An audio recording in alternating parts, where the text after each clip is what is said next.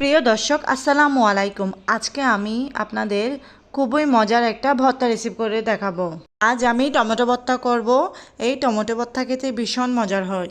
তো ফার্স্টে আমি চুলায় পরিমাণ মতো তেল দিয়ে দিয়েছি, সয়াবিন তেল। তার মধ্যে আমি প্রায় আধা কেজির মতো টমেটো দিয়ে দিয়েছি। আপনারা চাইলে আস্ত টমেটো রাখতে পারেন।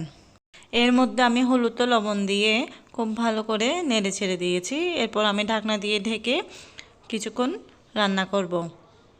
আবার ঢাকনা তুলে নিয়েছি। এখন এটা উল্টিয়ে পাল্টিয়ে আর একটু নেড়ে ছেড়ে ভেজে নেব। কিছুক্ষণ নেড়ে ছেড়ে নেওয়ার পর আমি প্যানটা আবার ঢাকনা দিয়ে ঢেকে টমেটোটা সিদ্ধ করে নেব। তো দেখেন আমি ঢাকনা তুলে নিয়েছি। এগুলো একটু আমি চামচের সাহায্যে ভেঙে দিচ্ছি, তা না হলে এগুলো গোটা গোটা থেকে যাবে। যারা স্কিন সহ খেতে পছন্দ করেন না তারা স্কিনটা তুলে নিতে পারেন। আমি স্কিন সহ খেতে পছন্দ করি, তাই আমি স্কিনটা তুলে নিচ্ছি না। এখন আমরা অপেক্ষা করব টমেটোটা ভালো মতো সিদ্ধ হয়ে যাওয়া পর্যন্ত। তো দেখেন টমেটোর পানিগুলো শুকিয়ে গেছে। তো এখন আমি টমেটোগুলো তুলে নেব। এখন আরেকটি প্যানে আমি অল্প সয়াবিন তেল দিয়ে তার কিছু শুকনো মরিচ দিয়ে এগুলো এখন নেড়ে ছেড়ে হাই হিটে ভেজে নেব। হাই হিটে ভেজে নিলে এটার ফ্লেভারটা খুব ভালো আসে।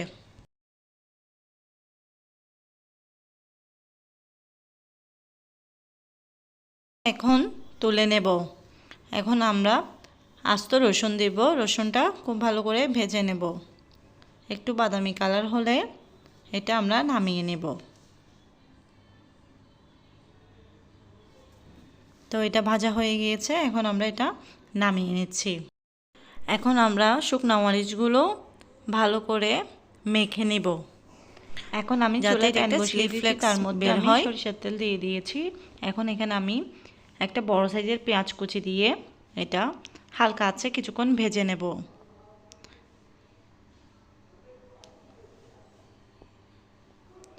কিছুক্ষণ ভেজে নেওয়ার পর এর মধ্যে আমি ফ্লেক্স এবং রসুন অ্যাড করব। তো দেখুন এটা হালকা আছে কিছুক্ষণ ভাজা হয়ে গিয়েছে। এখন এর মধ্যে আমি চিলি ফ্লেক্স এবং রসুন অ্যাড করে দেব।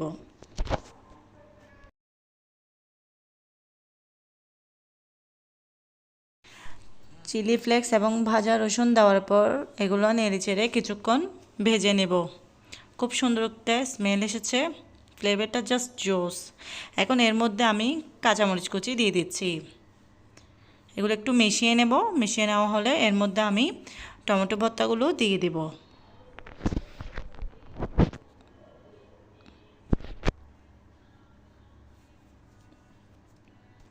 এবার এগুলা খুব ভালো করে নেড়েচেড়ে মিশিয়ে নেব।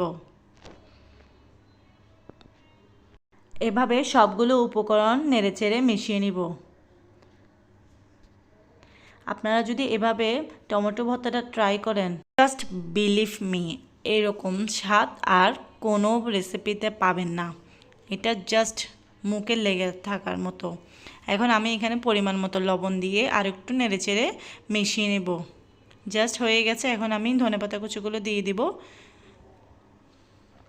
ব্যাস রেডি হয়ে গেল টমেটো ভর্তা। এটা আপনারা বাসায় ট্রাই করবেন। আশা করি রেসিপিটা আপনাদের অনেক ভালো লেগেছে। যদি রেসিপিটা ভালো লেগে থাকে প্লিজ একটি লাইক দিয়ে দিবেন এবং চ্যানেলটি সাবস্ক্রাইব করে